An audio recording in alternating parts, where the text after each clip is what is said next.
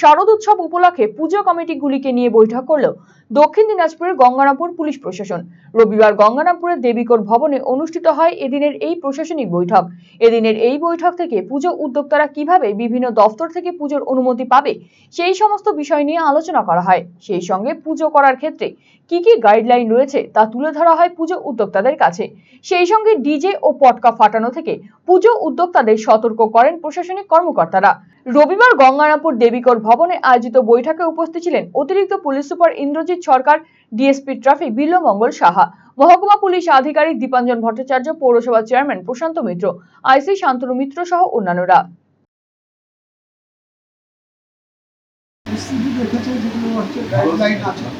সরকারি যে সমস্ত গাইডলাইন আছে সমস্ত গাইডলাইনটাই সমস্ত পূজা মণ্ডলে যারা পুজোর সঙ্গে যুক্ত হয়েছে সেই সমস্ত যে কমিটি সেই কমিটির সামনে আজকে মিটিং ডেকেছি তাদেরকে পরিষ্কারভাবে বলে দিল যে বিগত দিনেও তারা যেভাবে পুজোটা করেছে সরকারি যে নিয়ম মেনে এবারে সেই গাইডলাইনটি তাদেরকে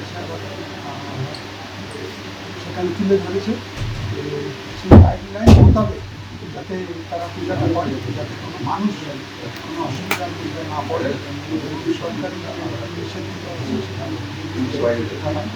সমস্ত